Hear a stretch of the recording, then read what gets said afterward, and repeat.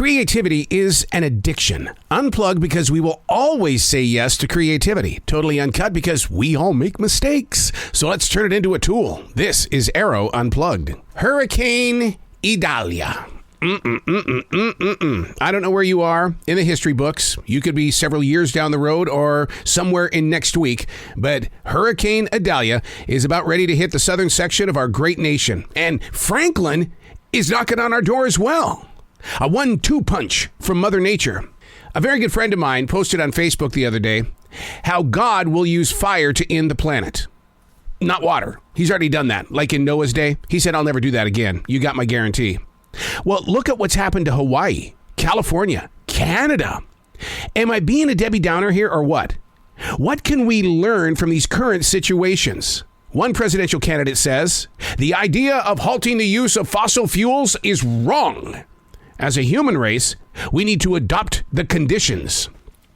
We have to adopt the conditions? That's what he believes? Not to get political, but this isn't a Hollywood movie where in the sequel, the town has been rebuilt. Like nothing went wrong.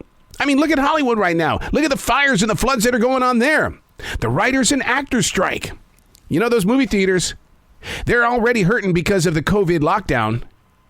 We adapted to the conditions of that lockdown. And look at what happened. They continued to create shows that we turned into a great binge watch, but we got to truly understand what's going on with the nature of the entertainment world, and that is we have no writers. We have no actors. We depended on binge watching to get us through those bad conditions. We don't have that anymore.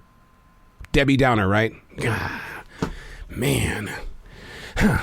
Hey, it's Arroe. This is The Daily Mess, a chronological walk through an everyday world. I am a daily writer. I love to look at the world and try to take little pieces from it and say, whoa, I don't know if that's the piece of the puzzle that needs to go there. Do not force it, but let's just look at it and see, why does it look like it should, but it's not going in there too easily.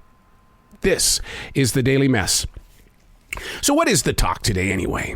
You know, the one true conversation that connects several different circles of people.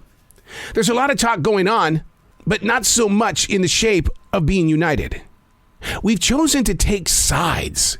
It's become acceptable to think what you believe, and we believe it's the only way too often. I mean, what's happened to the idea of having a real conversation without selling what you're trying to push? News networks and talk radio want their people numbers to go up. So what they do is they shape their programming to go into a certain group of people. And those of us who don't agree, we'll go in there just to see if we're going to get pissed off or not. We do. We go in there for the reaction of it all. The instigator, the fire starter. What's happened to the listener, to the viewer?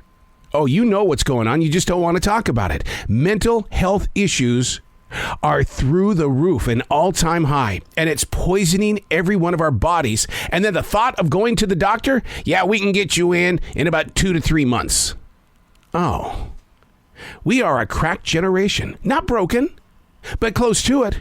Right now, the only thing that's truly broken is the road. We need to get back to physically having a talk, to stop seeking a confrontation. Let's begin an active listening. You hear that silence? That's me trying to hear you.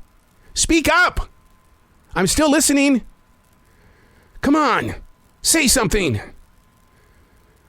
What is the talk today? The one conversation that connects several different circles of people.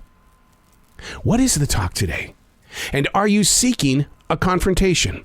You better believe what I believe. If you don't believe what I believe, I will make sure that you one day believe what I believe. No. You see what's going on in the world. We don't need any more of that. And it's going to take us to find some peace. P-E-A-C-E, not P-I-E-C-E-S. Pieces. I'm Arroe, and that's The Daily Mess.